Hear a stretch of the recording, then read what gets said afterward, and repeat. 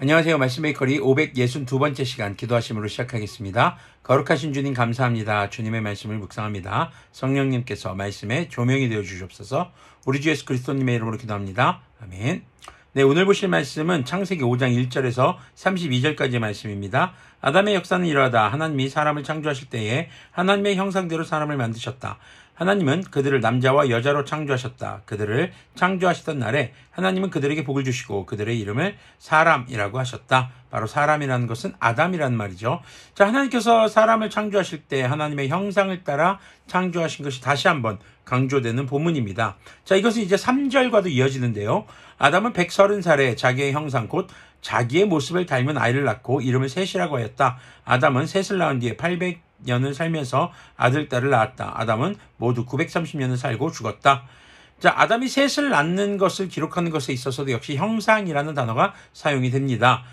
이것은요, 사람의 출생이 바로 하나님의 창조 섭리 가운데 이루어지고 있는 것, 창조의 연속선상에 있다는 것을 말해주고 있는 그런 내용이 될 수 있겠습니다. 아담이 물론 셋만 낳은 것은 아닙니다. 가장 먼저 가인도 먼저 낳았었죠. 그리고 가인과 셋만 낳은 것이 아니라 여기서 지금 보면 많은 아들, 딸들을 낳은 것을 우리가 알 수 있습니다. 그 중에서 우리가 좀 주목해야 할 인물로 가인과 아벨, 그리고 아벨이 죽고 난 이후에 그 뒤를 이어 태어난 셋을 볼 수 있는 것이죠. 자, 이제 셋의 계보가 이어집니다. 6절 보면요. 셋은 105살에 에노스를 낳았다. 셋은 에노스를 낳은 뒤에 807년을 살면서 아들, 딸을 낳았다. 셋은 모두 920년을 살고 죽었다. 에노스는 90살에 게난을 낳았다. 에노스는 게난을 낳은 뒤에 815년을 살면서 아들, 딸을 낳았다. 에노스는 모두 905년을 살고 죽었다. 게난은 70살에 마할랄레를 낳았다. 게난은 마할랄레를 낳은 뒤에 840년을 살면서 아들, 딸을 낳았다. 게난은 모두 910년을 살고 죽었다. 마할랄렐은 65살에 야렛을 낳았다. 마할랄렐은 야렛을 낳은 뒤에 830년을 살면서 아들, 딸을 낳았다. 마할랄렐은 모두 895년 살고 죽었다. 야렛은 162살에 에녹을 낳았다. 야렛은 에녹을 낳은 뒤에 800년을 살면서 아들, 딸을 낳았다. 야렛은 모두 962년을 살고 죽었다. 지금 보면 같은 패턴이 등장을 합니다. 몇 살에 누구를 낳았고 몇 년간 더 살면서 아들, 딸을 많이 낳았고 총 몇 살을 살고 죽었다. 자, 별다른 특색 없는 것 같지만요. 지금 여기서 보면은 지금 아이를 낳은 나이들이 전부 다 셋은 에노스를 105살에 낳았고 또 에노스는 이제 게난을 90살에 낳았고 굉장히 나이가 많이 들어서 낳았단 말이죠. 그럼 그때까지 아이가 없었을까요? 아닙니다. 조금 주목받을 만한 인물들, 하나님께서 주목해야 할 인물들로 아마도 이렇게 기록하게 하신 것을 우리가 생각해 볼 수 있는 그런 내용이 될 수 있겠습니다. 그런데 이 반복되는 패턴에서 이제 좀 다른 패턴, 이 패턴을 깬 인물이 등장을 합니다. 바로 에녹입니다. 21절 보면요. 에녹은 85살에 무두셀라를 낳았다. 에녹은 무두셀라를 낳은 뒤에 300년 동안 하나님과 동행하면서 아들, 딸을 낳았다. 이게 바로 다른 기록입니다. 무두셀라를 낳은 뒤에 300년 동안 하나님을 동행하면서 아들, 딸을 낳았다. 다른 인물들에게는 없던 표현입니다. 자, 그렇다면은 에녹에 대한 표현, 에녹이 하나님과 동행했다라는 것을 어떻게 우리가 동행했다는 것이 무엇일까? 라는 것을 알려주는 대목은 딱 하나밖에 없습니다. 무두셀라라는 이름이죠. 우리가 한번 계속 쭉 보면요. 에녹은 하나님과 동행하다가 사라졌다. 24절 보면요. 하나님이 그를 데려가신 것이다. 지금 아주 이게 특별한 지금 기록이죠. 25절 계속 보겠습니다. 무드셀라는 187살에 라멕을 낳았다. 무드셀라는 라멕을 낳은 뒤에 782년을 살면서 아들, 딸을 낳았다. 무드셀라는 모두 969년을 살고 죽었다. 예전부터 교회에서 성경 퀴즈 같은 것 할 때 성경에서 제일 오래 산 인물은 바로 무드셀라입니다. 969세 기억해두면 좋습니다. 네, 다음 내용 한번 보겠습니다.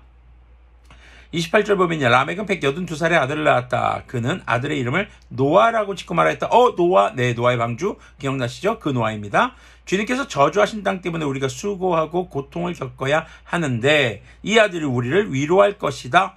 이 내용을 보니까요. 주님께서 저주하신 땅 때문에 수고하고 고통을 겪는데 바로 이 노아라는 아들이 위로할 것이다. 라는 내용을 얘기하고 있습니다. 노아라는 이름 뜻도 위로라는 뜻입니다. 30절 계속 보면요. 라멕은 노아를 낳은 뒤에 595살을 살면서 아들, 딸을 낳았다. 라멕은 모두 770년을 살고 죽었다. 노아는 500살이 지나서 셈과 함과 야벳을 낳았다. 자연스럽게 이제 6장에서 노아 이야기가 연결이 될 것입니다. 여기서 보면은 에녹이 어떻게 하나님과 동행했고 또 하나님께서 에녹을 데려가시는 그런 일을 경험하게 된 것일까? 하나님과 동행했다라는 것, 무드셀라를 낳고 나서거든요. 무드셀라의 이름 뜻은 창 던지는 자라는 뜻입니다. 창 던지는 자, 이것은 뭐냐면 가장 잘 싸우는 사람, 사냥을 잘하는 사람입니다. 자, 거기서 파생된 의미가 이 사람이 죽으면 심판이 온다, 멸망이 온다. 바로 이 사람이 죽으면 우리 부족은 끝난다 라는 의미를 가지고 있어서 심판, 멸망이라는 의미로도 사용이 되기도 했습니다. 누가 자녀 이름을 그렇게 지을까요? 무드셀라가 에녹이 무드셀라를 낳고 주님과 동행했다는 것은요, 바로 하나님의 심판의 때를 기억하면서 살았다는 것을 우리가 한번 추측해 볼 수 있습니다. 특히 라멕이 노아를 낳고 노아라고 지을 때 주님께서 저주하신 땅 때문에 우리가 수고하고 고통을 겪어야 하는데 그 고통으로부터 구원할 아들이 바로 노아이다라는 의미심장한 이름의 뜻을 우리가 생각해 볼 수 있는 것이죠. 자, 그럼 주님과 동행한다라는 것은 무엇일까요? 바로 주님 앞에 섰을 때 우리가 죄에 따라 심판받을 수 있다라는 것을 기억하며 주님께서는 무엇을 원하시고 무엇을 원하시지 않는가를 주님과 대화하며 살아가는 것입니다. 우리가 누군가와 동행한다라고 하는 것은요, 같이 간다는 것입니다. 서로 의견을 주고받고 조율해가는 과정들도 겪게 되는 것이죠. 하나님과 우리 사이에서 그런 의견을 조율해야 할까요? 아닙니다. 하나님은 완전하신 분, 완벽하게 선하신 분, 세상을 창조하시고 우리를 창조하시고 우리가 어떻게 살아가야 하는지를 룰을 정하시는 분, 바로 그 하나님께서 우리와 동행하신다는 것은 우리가 하나님의 말씀에 순종하며 살아가는 것을 말합니다.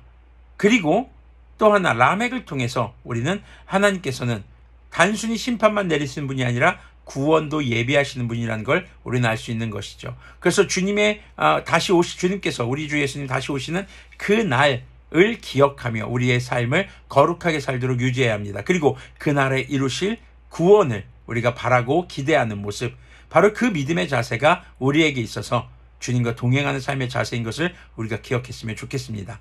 자, 그리고 무드셀라의 나이 잘 기억해 두시고요. 이름 뜻도 잘 기억해 두시면 나중에 노아의 이야기를 하면서 더욱더 놀라운 사실을 알게 될 것입니다. 자, 우리가 주님과 동행하는 삶을 살아가는 그런 삶이 되기를 원합니다. 주님의 말씀은 선하시니 주님의 말씀을 따라서 창조의 섭리를 따라 살아가는 그런 우리가 되길 소망하며 또 주님께서 완성하실 구원을 기대하는 그런 삶이 주님과 동행하는 삶이라는 것을 기억하셨으면 좋겠습니다. 기도하겠습니다. 거룩하신 주님 감사합니다. 주님, 우리가 정말 아담과 셋과 에녹과 이 노아로 이어지는 이 계보를 보면서 하나님께서는 하나님의 형상대로 사람을 지으셨고 그 창조의 섭리가 여전히 현재를 살아가는 우리에게도 이어지고 있는 것을 말씀해 주셨습니다. 그리고 주님, 정말 주님과 동행한다는 것이 무엇인가를 다시 한번 돌아보게 되었습니다. 주님, 진정한 그리스도인으로서 주님 앞에 거룩한 삶을 지키며 주님의 뜻을 따라 순종하는 삶을 통해 그리고 주님께서 완성하실 구원을 갈망하는 삶을 통해 주님과 동행하는 우리가 되도록 긍휼을 베풀어 주시옵소서. 우리 주 예수 그리스도님의 이름으로 기도합니다. 아멘. 네, 그리스도인이 주님과 동행한다는 말의 진정한 의미는 주님 앞에서 우리가 거룩하게 살아가기 위해 주님의 말씀을 따라 순종하는 삶을 살아가는 것을 말하며 그리고 동시에 주님께서 완성하실 구원을 갈망하고 바라는 삶을 사는 것을 말한다는 것을 기억하는 우리가 되기를 소망합니다.